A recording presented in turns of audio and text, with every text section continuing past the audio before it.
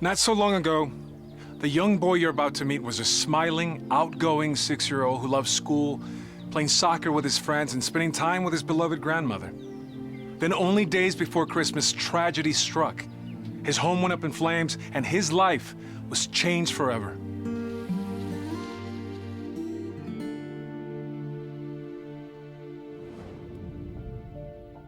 It was the middle of the night when fire engulfed Jim's home. And within minutes, it was burned to the ground. Jim and his family were already desperately poor. But what little they did have went up in flames that terrible night. They lost their home, all their possessions, Jim's school books and uniform, the tools his father used to make a living, and most tragically, Jim's grandmother. With no money and all their possessions gone, they were forced to rely on a local charity which allows them to live in this shack, built on stilts, with thin bamboo walls, in a swamp full of garbage and snakes. Already struggling just to get by, Jim and his family had been pushed over the edge. And the little boy who once had such a big smile is in shock, overwhelmed with sadness over the loss of his grandmother and the life he once knew.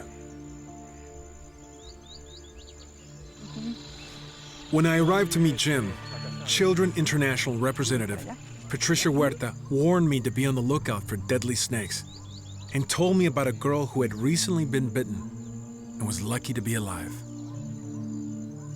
Sí que esta es la casa, ¿eh?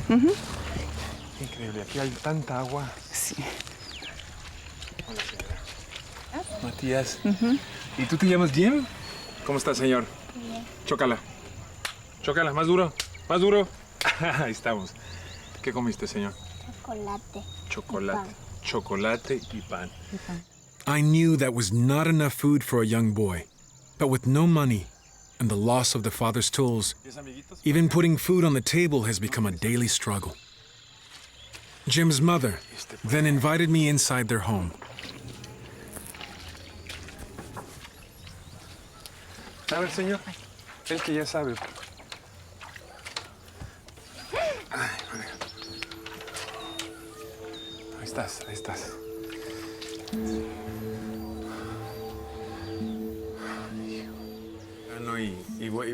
Jim's mother, Fatima, told me that the rain pours right through the walls, wetting their mattresses. Then she poured out her heart and told me her fears for Jim and his baby brother. Que no, o sea, no estoy tranquila porque sigo teniendo miedo porque pienso que va a volver a tener un incendio y a veces en la noche no puedo dormir.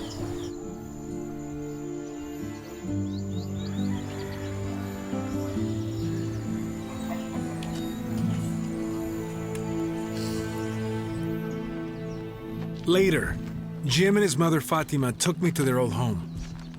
She recalled the fear and panic they felt when the fire swept through the house, and how she and her husband struggled to save the children and her disabled mother. That's when I noticed the scar in her arm from the fire. This whole place burnt in an instant, and as you can see, this is all that's left. They lost everything. They lost photos, they lost their personal belongings. Jim had books, had uniforms, and this is what they're left with. Fatima then showed me the only surviving photo of her and her dear mother, who died from burns shortly after the devastating fire.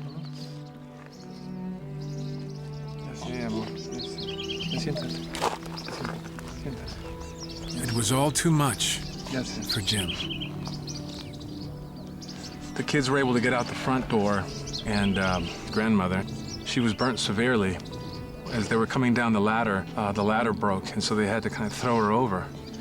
And they basically just dragged her out the back. So this family obviously lost everything, but they lost the most important person in their life, which was her mother and his grandmother. And this is something they have to live with right now. Jim needs help. He needs food and clothing. He needs school supplies so he can go back to the classroom he loves so much. And he needs someone he can talk to about this tragedy that has changed his life.